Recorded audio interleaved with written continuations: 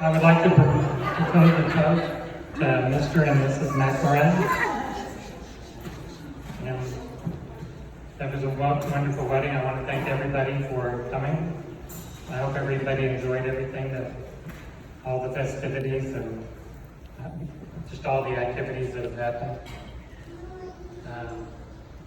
I just want to introduce myself. I'm the FOP. Okay, and father of bride. Okay. So, yeah, I know a lot of people came from far away, and there's a lot of logistics in getting here.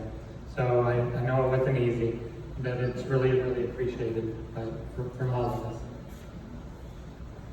So, Costa Rica is a really beautiful country. I hope you're all enjoying it.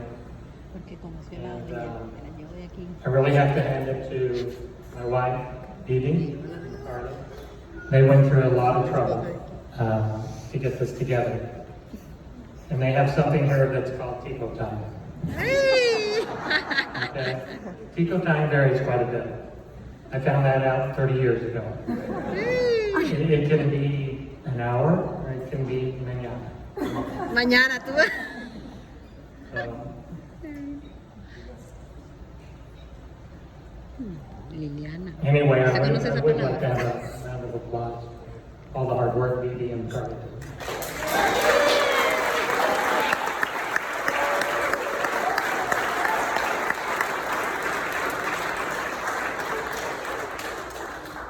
You all might be wondering why you're here at this moment in time.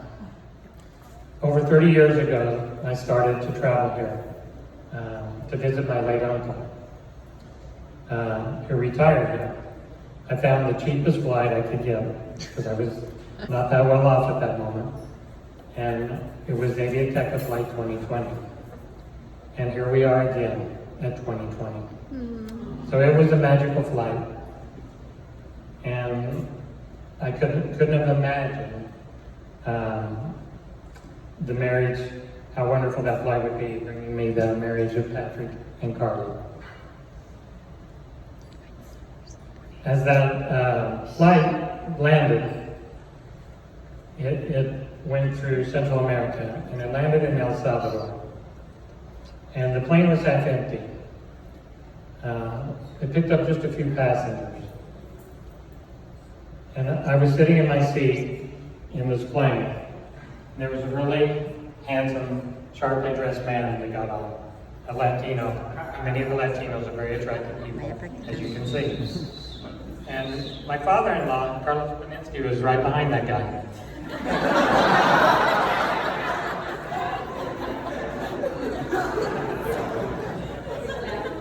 So Carlos sat next to me, and we talked quite a while. It was a short flight from El Salvador to Costa Rica. But he was typically the nice human being that I've always known. And he invited me over to the clubhouse to play golf or tennis. But as you could see the other day when we played golf, Carlye did his best, it didn't work. But I did meet his lovely family. I even have videotape of the time we met, because I walked in his house, because I documented my travels. And Lupe and Bibi were busy fixing dinner that night. And I was, Bibi was studying English, and I was studying Spanish. I think Bibi did a lot better with her English than I did my Spanish. Eso sí. But we traveled back and forth to the U.S.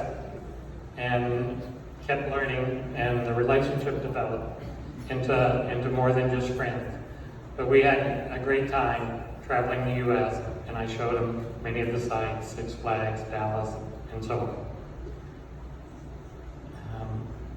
But it soon developed into more than just the casual friendship, and I asked Bibi's hand in marriage, and thank God she said yes.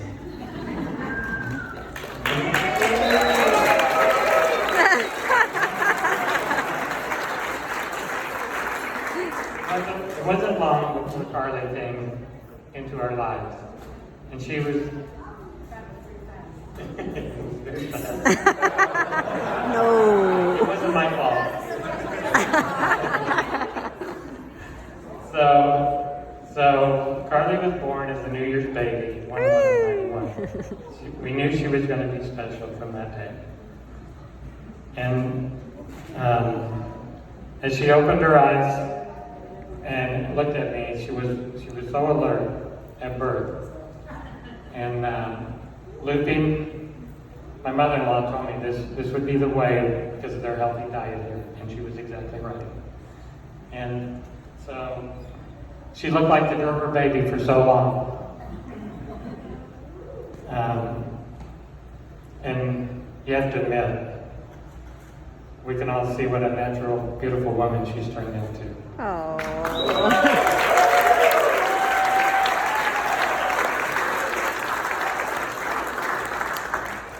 But I wanted to let everybody know, because Carlye wouldn't tell you these things. The true beauty in Carlye goes much, much deeper. She was always a mother to her little brother, who's 3.5 years younger. She always took care of him and looked after him. So, Patrick, if you ever decide to have children, you're in good hands. And there is one other thing I'd like to mention. There's kind of I've been looking at some of the statistics in the U.S., and it shows that there's the American male's got a declining sperm rate. And so somehow you got to get in there and hit us a home run someplace. Okay?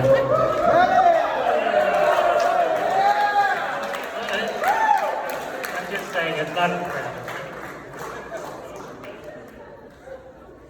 I won't bore you with how easy it was to raise Carlye.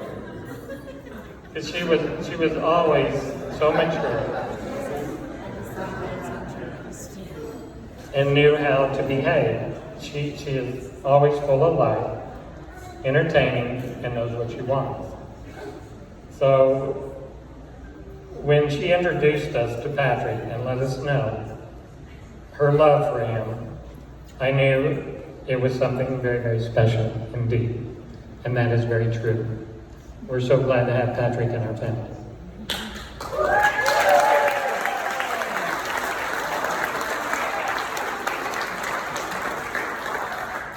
I want to let you know something, Patrick. Carlye will always be someone that will be there for you, especially in the time of need.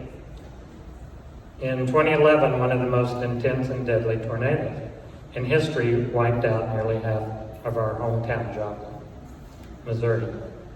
My pharmacy was dead center of all of it, and I was working inside at that time. As I looked up through the eye of that tornado, I held on to a toilet. As the building was demolished, it was completely gone. Carlye worked with me there at times, but was in Kansas City that day. She called and called as the horrible news broke, and she rushed back to Joplin. I finally found a phone that would work as she got a hold of me. And I told her the medical center was gone, and so was my business, but that I was still alive, but pretty beat up. She is a natural-born nurse practitioner. After the family calmed down from the shock of the storm, Carlye made it a priority to be with me and to help treat my wounds. There is a wonderful picture of Carlye and I on the internet of her picking through what was left of my pharmacy. I saw a woman from France kneel down and take the picture of my daughter helping her father in a great time of need. I had such a disgusted, lost look on my face that the French photographer just had this apathetic, apologetic look that she'd even taken that picture. But I really thank her now, as it forever captured who Carlye really is. She's somebody that'll always be there for you.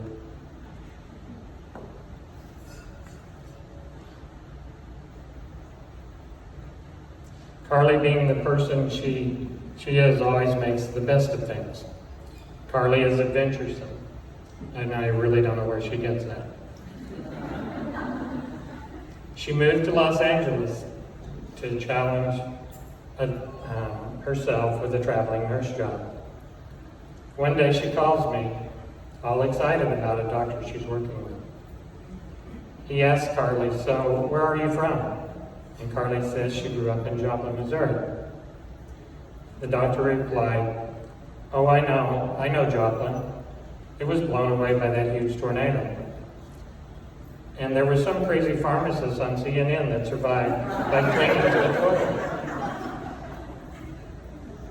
And Carlye proudly announced, "Yes, that's my dad." He says, "Your dad is the toilet guy at Joplin?" And Carlye still proudly says yes. I tell you, that is one hell of a daughter. That'll claim a toilet bowl dad. I'm still really wondering how to take all that. So I guess what I'm trying to tell Patrick is if you're ever caught wrapped around a toilet in the morning from a bad night out with the guys,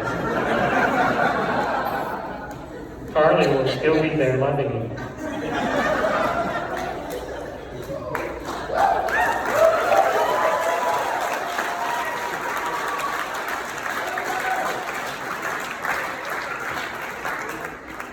But in reality, all was good, because we made it to this most important day where I could hand Carlye Sandoff to someone as deserving as Patrick. But let me make this clear, this is not a sad day for me at all. I have not lost a daughter, I've gained a great son-in-law. I have to tell you, Patrick really impressed me the way he asked for Carlye's hand in marriage. What a gentleman he was, the way he did it. We were at Patrick's house on Christmas a year ago. Carlye's grandmother and mother were there, and they all left to stop shopping. They left to go shopping. Patrick told me he had something serious he wanted to talk to, and asked me if he could have Carlye's hand in marriage. He told me he had a special ring made for her and a romantic train ride down the coast of California, and he would then propose to her on the beach. I thought, wow, when Bibi hears this proposal, I'm going to be in a lot of trouble. Well, I hope you don't want me to re-propose yet. But my proposal was just at the pool in Costa Rica. It was just a little bit of a different plan than Patrick had. I was so impressed how well thought out and organized Patrick always has been since I've known him. He treats Carlye with so much love and care. I let him know how critical I am with men being around Carlye, but I never saw one negative thing about Patrick. Now, after last night, getting to know Patrick's family much better, we couldn't be happier to be much closer and interconnected. But we did realize one thing: we have to buy more alcohol next time.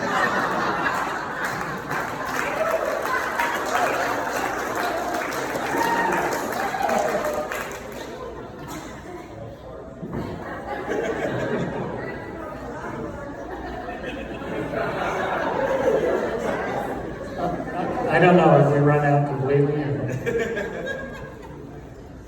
But watching Patrick and Carlye together, it was like a mirror image of Bibi and I feel. I told him he was so lucky to find what I had found in life. And whatever happens, true love is worth saving at all costs. You usually don't find it once in life. I realize how similar Patrick and I are. Neither of us asked for a woman's hand in marriage until we were both 32.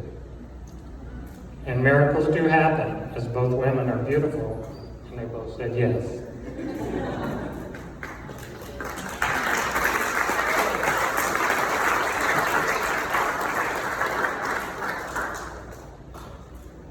And I would really like to propose another toast. I would like to propose a toast to the newlyweds, Patrick and Carlye, and may they always have the same longevity of 70 combined years of love and marriage and happiness that Steve and Mary Kay and Vivi and I have found. But thanks again for everybody for coming. We really appreciate it.